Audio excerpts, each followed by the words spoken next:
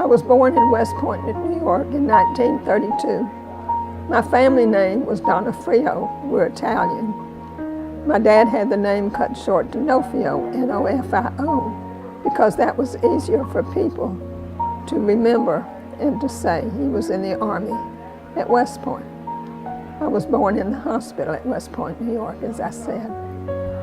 When my dad died, I was 8 years old. He died 1941, just before the invasion of Pearl Harbor. And we came south, and I've lived in the South ever since. We came to live with my grandmother here. And I was a carefree girl that just loved to play and have a good time.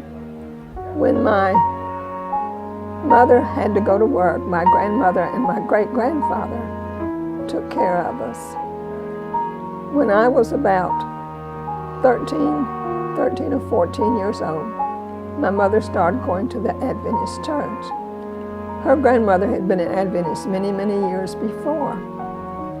And when we went to church, I didn't care anything about church. I didn't want to hear about church.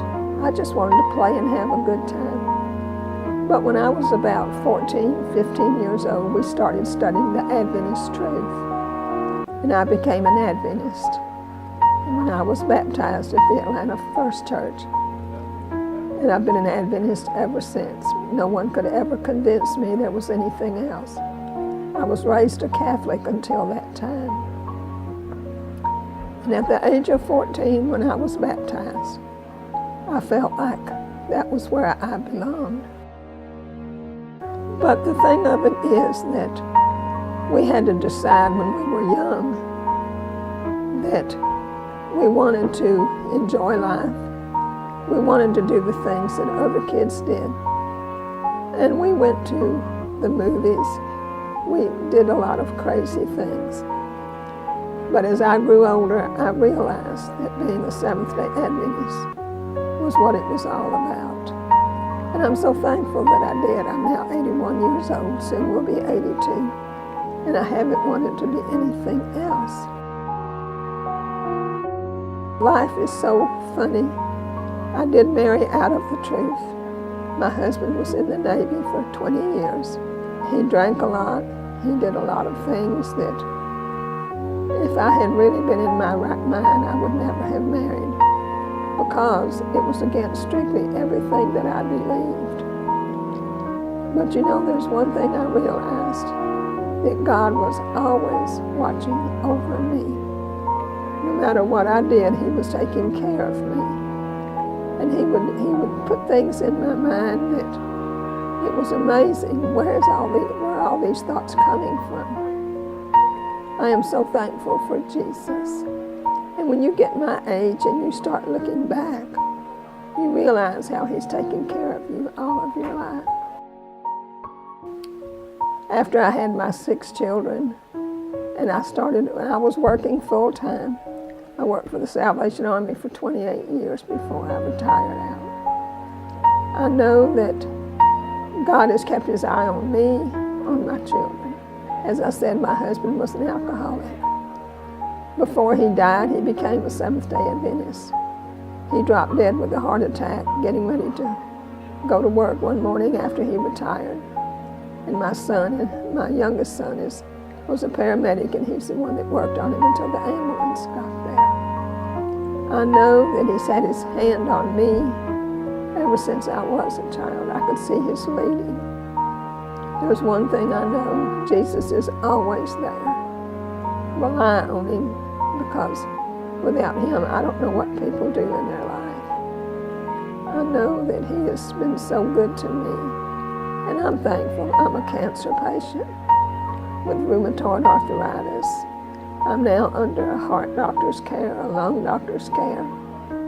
I have eye problems, but I had a heart attack several months ago, and the doctor could not believe that I walked away from it, that I walked out of the hospital from a heart attack, that I should have died. And I remember laying on the table looking up at the ceiling, and I could count every block that was in that ceiling. And I could hear them saying, "We better tell the son to call the family because she's not going to make it out of the hospital. I did make it out of the hospital.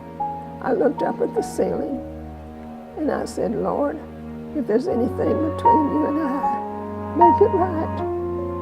Because I don't know if I am going to make it out of here or not. But he did. He took care of me. And I'm so thankful. And I just want to tell all the young people, don't sell yourself short. God is up there. He's just waiting for you to call on him. And the thing of it is that he's coming very, very soon. It could be right around the door. We don't know. But you want to be ready to go when Jesus calls. And I am so thankful for him. And I look back and I think, if my father had not passed away, he was 30 years old.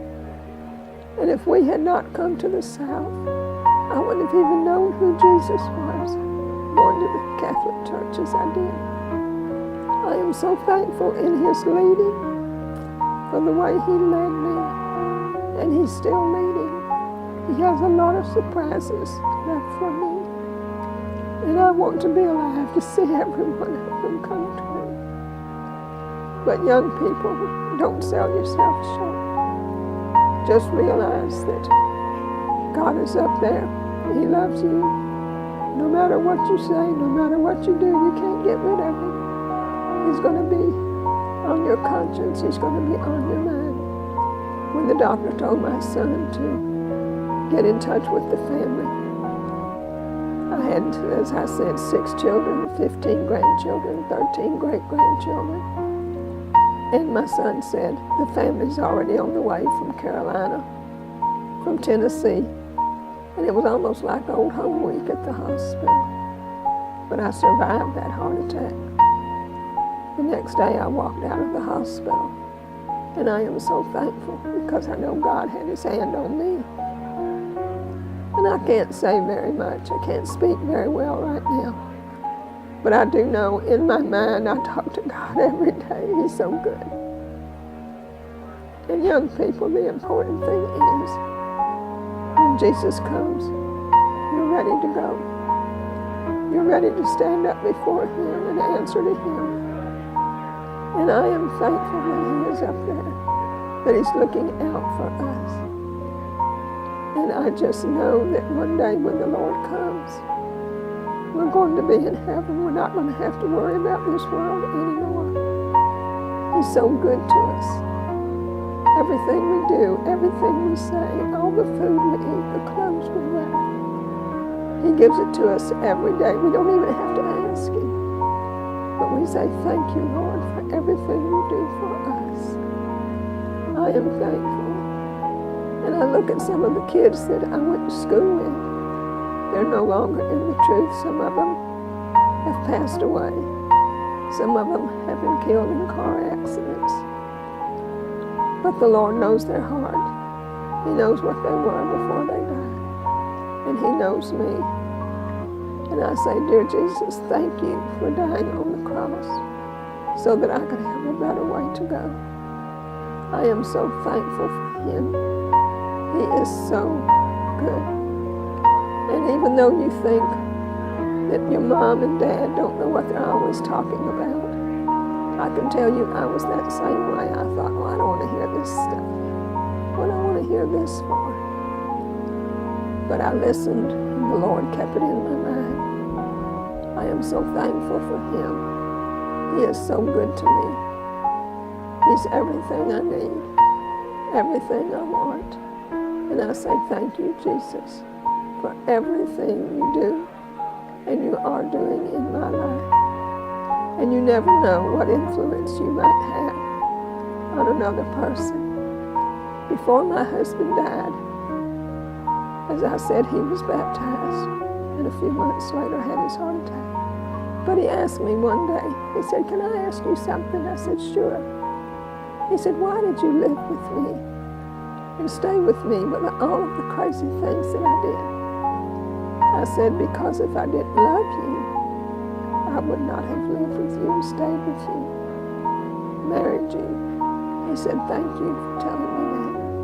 And then within a few short weeks, he was gone. So you never know who you might influence by the way you live and the way you act. Just do the best you can. Rely on God. He'll show you the way, and He'll take care of you. And I'm so thankful for Him. Look up and live is all I can say. Thank you.